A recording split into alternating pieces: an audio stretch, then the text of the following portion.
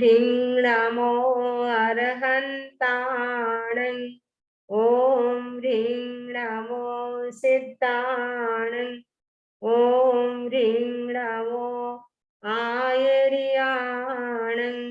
ओम ह्रीं नमो उवज्झायाणं।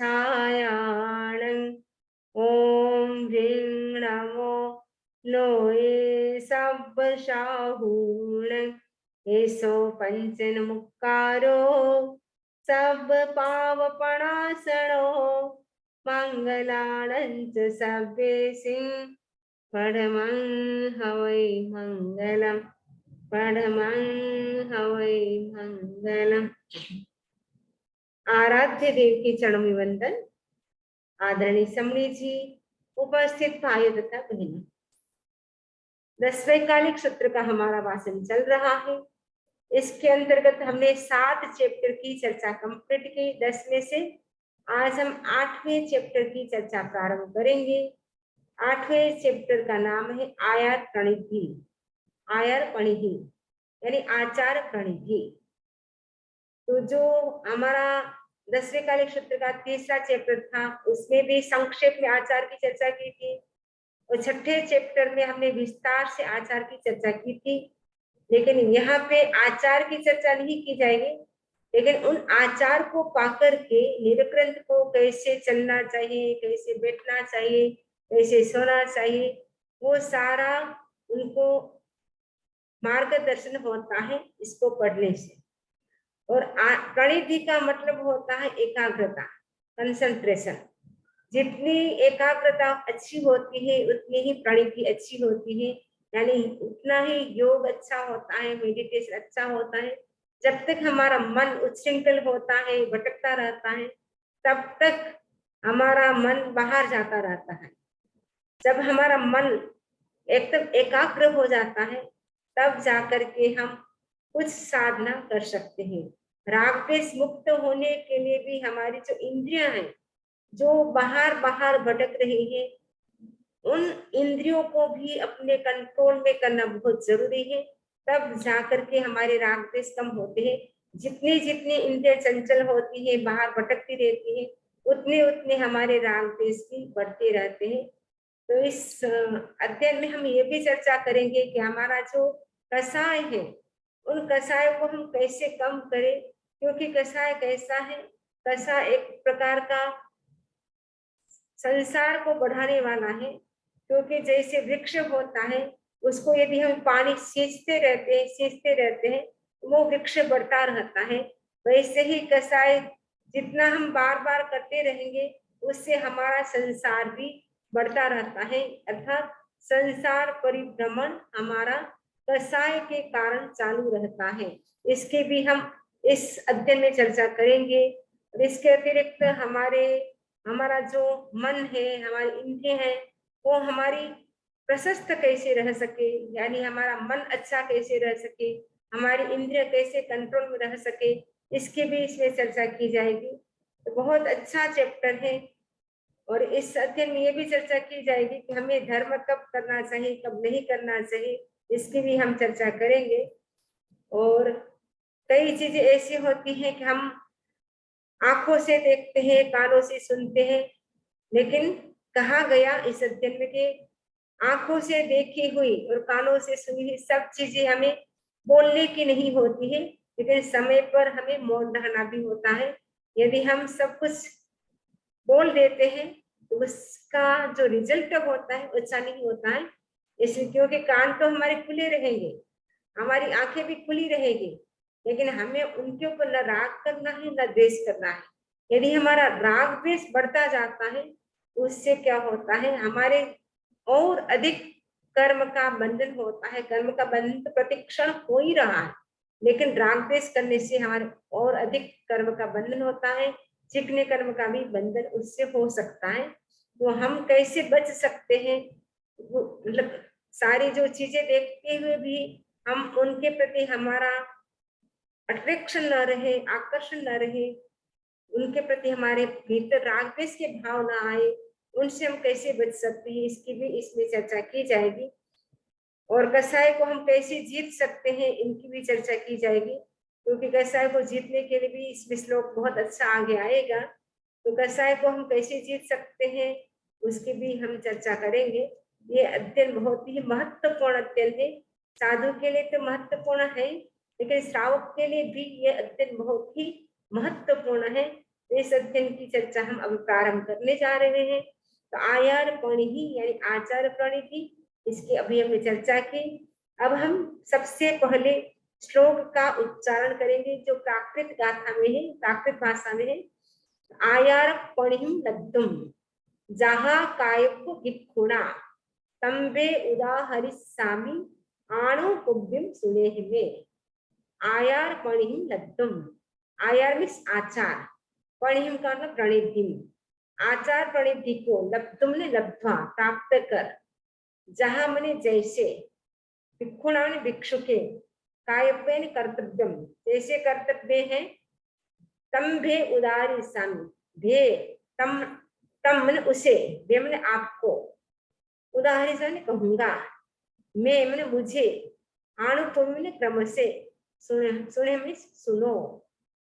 आचार प्रणिधि को लब्धुम प्राप्त कर, जैसे भिक्षु के कायबन कर्तव्य है, जिस प्रकार भिक्षु को करना चाहिए वह मैं भेवन आपको उदाहरण समय कहूंगा। अनुपुम्न क्रम से, अनुक्रम से यानी क्रम से, मैं मिस मुझे, सुने मैंने सुनो, मुझसे सुनो। तो क्या सुनना है आगे श्लोक बता रहे हैं। पूर्वेद अगणि मारुय तण रुक्ष सबीयगा रसाय पाणा जीवत्ते उत्तम महेशिणा। पूर्वी दग अग्नि मारुय, पूर्वी का मतलब पृथ्वी, उसके बाद दग, दग का मतलब उदक, उदक का मतलब पानी जल, अग्नि का मतलब अग्नि फायर, मारुय, मारुय वायु एयर, तण रुक्ष, तण का मतलब तृण, रुख मतलब वृक्ष, सबीयगा, सबीयगा बीज पर्यंत, बीज पर्यंत तृण और वृक्ष।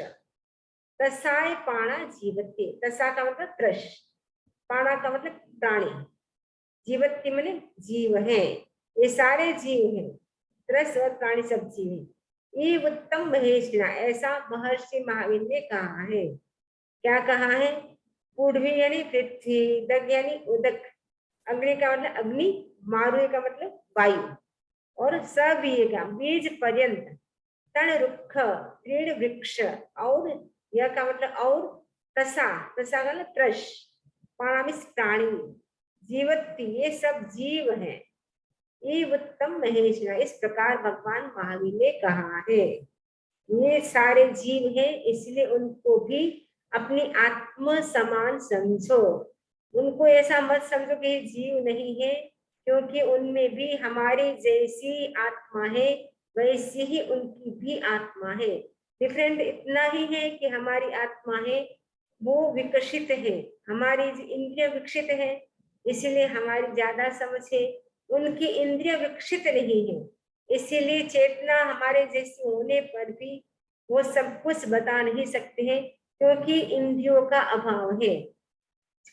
5 स्थावर में मात्र एक इंद्री होती है टच, तो टच से तो कितना ज्ञान कर सकते हैं, तो वो अभिव्यक्त कुछ भी नहीं कर सकते हैं।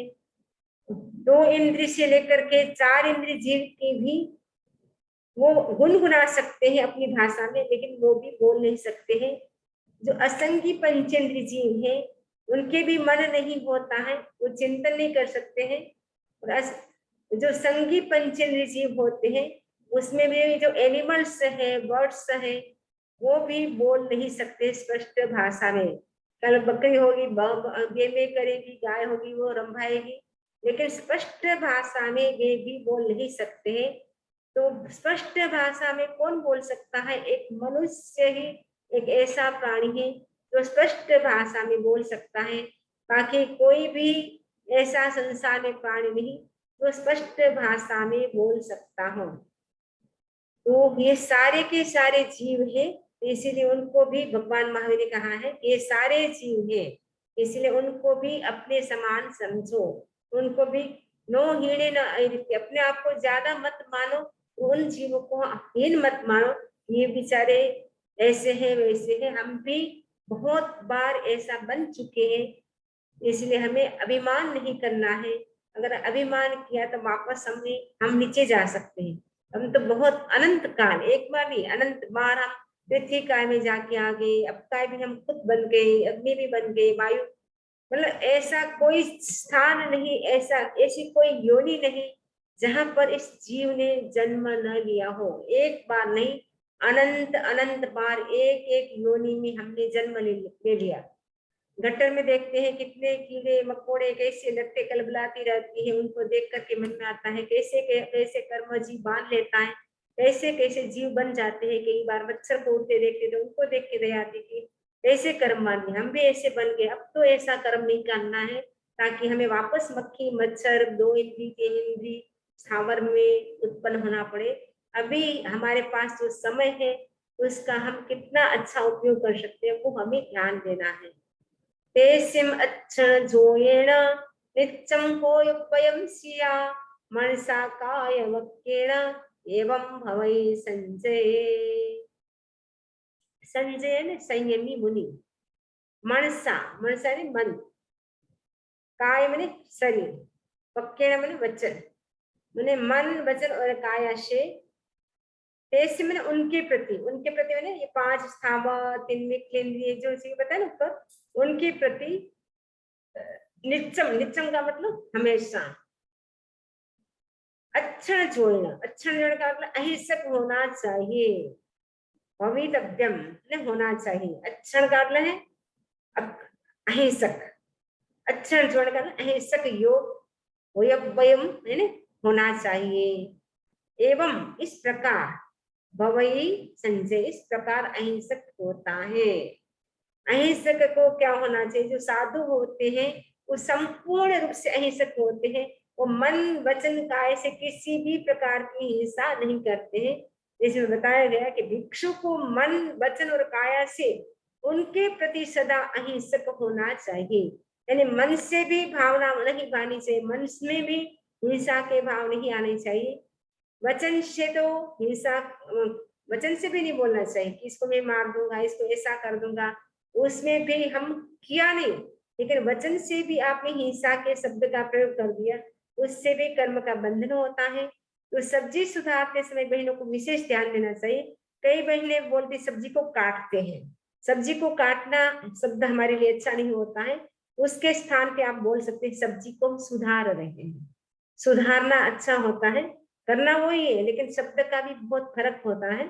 उससे बोलने से भी कर्म का कैसे बंद हो जाता है, इसलिए वो हमें ध्यान देना है कि सब्जी को काटना है ऐसा नहीं बोलना चाहिए, लेकिन सब्जी को सुधारना है। और जैसे स्कूटर में आप ब्रेक मारते हैं, ब्रेक मारना नहीं बोलना चाहिए, ब्रेक लगाना है, क्योंकि मारना शब्द का प्रयोग नहीं करना है। आपको पता है कुमारपाल राजा जिस दिन उनके मुख से मार शब्द निकलता था उस दिन वो आंबिल करते थे। और अहिंसा की दृष्टि से वो चतुर्मास के 4 महीने कहीं पर भी बाहर नहीं जाते थे। और उनके पास कितने लाखों लाखों घोड़े थे, गाय भैंसे कितनी थी, सबको वो छान करके पानी पिलाते थे। वो इतने अहिंसक थे कुमारपाल राजा। तो आने वाले 24 में कुमारपाल राजा भी गणधर होने वाले हैं। अभी तो स्वर्ग में है और वहां से निकल करके वो गणधर बनेंगे कुमारपाल राजा। तो इतना मतलब इतने बड़े राजा होकर के भी उन्होंने कितना अहिंसा का पालन किया और पूरे राज्य में हमारी यानी अहिंसा का प्रयोग किया था। कोई भी हिंसा नहीं करेगा, कोई नॉनवेज नहीं खाएगा, इस प्रकार उन्होंने अहिंसा का बहुत ज्यादा पालन किया, जिसके परिणाम से उनकी बहुत ज्यादा निर्जरा हुई। अभी स्वर्ग में है और आने वाले 24 में उत्सर्पिणी काल में वो भी गणधर बनेंगे। जैसे गौतम स्वामी गणधर थे भगवान महावीर स्वामी के, वैसे ही वो भी कुमारपाल राजा भी श्रेणिक राजा के गणधर बनेंगे। और रावण के गणधर कौन बनेंगे पता है? रावण का गणधर होगा वो सीता महासती। अभी जो सीता महासती का जो राजा रावण ने हरण किया था, उस समय रावण तीर्थंकर होंगे और सीता महासती उनके गणधर होंगे। तो कहने का मतलब है जो भिक्षु होता है वो मन वचन और काय से भी अहिंसक होता है। इस प्रकार अहिंसक रहने वाला संयत होता है, संयमी होता है। हिंसा करने वाला कभी भी संयमी नहीं होता है। अब नेक्स्ट श्लोक है, पूर्वीं वित्तिं शीलं लेलुं नेव भिन्देन संलिहे निविहण करण जोयेण संजय सुसमाहिये। संयमी सुसमाहित मुनि, संजय संयमी, सुसमाही सुसमाहित। सुसमाहित का मतलब है पांचों इंद्रिय और मन को कंट्रोल में रखने वाला संयमी क्या करे, त्रिविहीन करण जोड़ना, 3 करण और 3 योग से, पूर्यम मैंने पृथ्वी, भित्तिम मैंने भित्ति यानी दरार, क्योंकि जब मिट्टी पानी होता है सूख जाता है तो क्या होती है, दरार पड़ जाती है। शीलम का मतलब है शिला, जो पत्थर का शिला होता है, शिला बड़ी बड़ी शिलाएं होती है पत्थर की। लेलुम का मतलब मिट्टी का ढेला। ने भिंदे न संली है, उसका भेदन भी न करे, उसको कूरे दे भी नहीं। कई लोग होते हैं इसका टुकड़ा टुकड़ा करते हैं, कोई हाथ से ऐसे ऐसे कुरेदते रहते हैं, खोदते रहते हैं। तो साधु को कुछ भी नहीं करना है। इसमें बताया गया कि सुसमाहित संयमी 3 करण और 3 योग से पृथ्वी भित्ति यानी दरार शिला और ढेले का भेदन न करे और उन्हें न कूरे दे।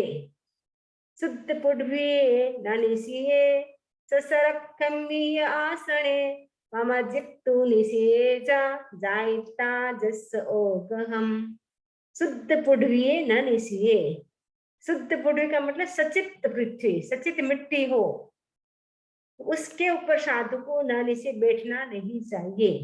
क्योंकि सचित मिट्टी पर बैठने से शरीर, हमारी जो बॉडी होती है उसका टेम्परेचर गर्म होता है ना, बॉडी की गर्मी से उन जीवों की हिंसा हो सकती है। इसीलिए साधु होते वो डायरेक्ट पृथ्वी पर नहीं बैठते हैं, वो आसन लगा करके बैठते, लुंकार जिसको हम बोलते हैं, साधु की भाषा लुंकार होता है, आसन नहीं बोलते उसको, हम लुंकार बोलते हैं। तो लुंकार लगा करके हम बैठते हैं, आपको समझाने के लिए बोलते, आसन लगा करके हम बैठते हैं, बिना आसन हम नहीं बैठते हैं। कोई भी साधु साधु समणी जी आप देखेंगे तो अपने हाथ में वो आसन रखेंगे, कहीं पर भी जाएंगे उसके ऊपर ही वो बैठेंगे, लुंकार के ऊपर, वो नीचे नहीं बैठेंगे। नीचे इसीलिए नहीं बैठते हैं क्योंकि उन जीवों की हिंसा हो सकती, पृथ्वी के जीवों की। प्लस कपड़े तो गंदे होते ही हैं अगर बिना बिछाए बैठते हैं, क्योंकि व्हाइट कपड़े होते हैं, रोज धोने नहीं होते हैं, इसलिए पूरा ध्यान रखना होता है। दोनों ओर से लाभ होता है, कपड़े भी गंदे नहीं होते हैं और जीवों की हिंसा भी नहीं होती है। इसमें बताया गया कि मुनि शुद्ध पृथ्वी और सचित रज से संश्लिष्ट आसन पर न बैठे। ससरखमी, ससरखमी का मतलब सचित रज से युक्त, ससरखमी का संश्लिष्ट या युक्त आसन, आसन में आसन पर न निशिये न बैठे। पमज्जित्तु निषेजा, बैठे तो कैसे बैठे, अचित पृथ्वी पर प्रमार्जन कर बैठे। प्रमार्जन का मतलब है पूंज करके, जैसे पूंजनी होती है ना हाथ से, तो आप लोग पूंजनी रखते हैं, सामायिक करते हैं तो क्या करते हैं, सामायिक करने से पहले पूंजते हैं। फिर सामायिक में भी कभी हाथ आपको इधर रखना है, कहीं बुक उधर रखना है, तो पूंज करके रखना होता है। जैसे साधु होता है वो रात को जैसे करवट ऐसे लेता है, पसवाड़ा लेता है, करवट लेता है, तो भी वो पूंज करके लेगा, चलेगा तो भी पूंज करके वो चलेगा। हाथ में उघा रखते हैं साधु होते हैं। ये श्रावक होते हैं वो पोषक जब करते हैं तो उस दिन वो यहाँ तो पता नहीं तो एक डंडा वाला होता है, ओघा जैसे होता है, वो ऐसी बड़ी पुंजनी रखते हैं। कई हाथ में छोटी रखते हैं, कई बड़ी रखते हैं। ऐसे हमारे गुजरात में कई लोग देखते हैं पोषा करते हैं ना, जैसे साधु बन गए, साधु की वेशभूषा हो जाती है, हाथ में भी बड़ा डंडा ले लेते हैं ओघा जैसा। तो साधु को क्या करना चाहिए, जब भी बैठे तो सचित भूमि पर तो बैठना ही नहीं है, अचित भूमि पर बैठे तो भी क्या करे, प्रमार्जन कर। प्रमजित का मतलब प्रमार्जन कर बैठे, निषेध का बैठे। जायता जसोगम, और जिसकी भूमि हो उसकी अनुमति लेकर के बैठे। सपोज किसी के घर हम गए, पहले बोलेंगे हम आपकी परमिशन ले रहे हैं बैठने की, रहने की, जो भी, उसके परमिशन लेने के बाद ही बैठे, उससे पहले न बैठे। तो मुनि शुद्ध पृथ्वी और सचित रज से संश्लिष्ट आसन पर न बैठे, अचित पृथ्वी पर प्रमार्जन कर, और वह जिसकी हो उसकी अनुमति लेकर के बैठे। बिना परमिशन साधु को बैठना नहीं होता है, तो सबसे पहले परमिशन जरूरी होती है। कई लोग अपने आप बोलते थे समय जी पधारो, आप यहीं बैठ जाइए, तो उनकी परमिशन मिल गई तो हमको लेने की जरूरत नहीं। हमारे बोलने से पहले अगर नहीं बोलते हैं तो हम बोलेंगे हमारे बैठने का भाव है, आपके घर रुकने का भाव है, हम परमिशन ले रहे हैं आपके घर रुकने की, बैठने की। तो पहले परमिशन साधु को लेनी होती है। शिवोदगम न सेवेजा शिलावत्तम हिमाणीय उसीणोदगम दत्त फासुयम पड़िगा है जो संजय। साधु को क्या है, जो संयमी होता है, संजय संयमी होते हैं, उनको सियोदक, सियोदक का शीतोदक, शीतोदक का मतलब है कच्चा पानी, कच्चा पानी नहीं पीना होता है। जो गर्म पानी करते हैं वो भी 3 बार उकाला आता है तब जाकर के वो पक्का होता है। और पक्का पानी करने के कई प्रकार है, 21 प्रकार बताए गए हैं। आचार्य सूत्र जब हमने पढ़ा था 21 प्रकार से अचित पानी होता है। तो वो चूना डाल करके भी कर सकते हैं, राख डाल करके भी कर सकते हैं, जो मोटा कपड़ा होता है उससे छान करके भी कर सकते हैं, वो छानने से भी अचित हो जाता है। तो कई प्रकार के अचित 21 प्रकार के होते हैं अचित पानी। तो आप आचार्य सूत्र को पढ़ सकते हैं। तो इसमें बताया है कि साधु को शीतोदक सचित जल नहीं पीना चाहिए। शिलावट्टम हिमाणीय, और शिलावट्टम हिमाणीय ओले बरसात के जल और हिम का सेवन न करें। जो ओले होते हैं शिला विष्टम हिमानी, हिमानी का मतलब होता है बरसात, नहीं हिमानी का मतलब ओले, विष्टम का मतलब है बरसात, और शिला, शिला का मतलब जल, जो सचित जल होता है उसका सेवन न करें। उशीलोदगम दत्त फासिम पड़ी गाहे सिंजे, तप्त होने पर, तप्त है ना, तप्त होने पर, हास्य में जो प्राशुक हो गया है वैसा जल ले, पड़ी गाहे में वैसा जल ग्रहण करे। उष्णोदगम दत्त फासिम, जो तप्त होने पर जो जल प्राशुक हो गया है वैसा जल ले, प्राशुक मतलब एकदम अचित हो गया है, वैसा पानी साधु ले सकता है उपयोग में। संयमी शीतोदक ओले बरसात के जल और हिम का सेवन न करे। हिमानी का मतलब ही हिम, ठीक है। और उत्तम ने बरसात, बरसात के जल और हिम का सेवन न करे। उष्णोदगम तत्व भासु, और पानी उष्ण होने पर, उष्ण का गर्म होने पर भी जब तक वो प्राशुक न हो तब तक नहीं ले सकते, जब प्राशुक हो जाए तब बड़े गाहे उसको ग्रहण करे। इस प्रकार हमारे 6 श्लोक आज कंप्लीट हो गए हैं 8वें चैप्टर के। इससे संबंधित अब किसी के कोई प्रश्न हो वो पूछ सकते हैं। इसी आशा के साथ ओम अरहम ओम।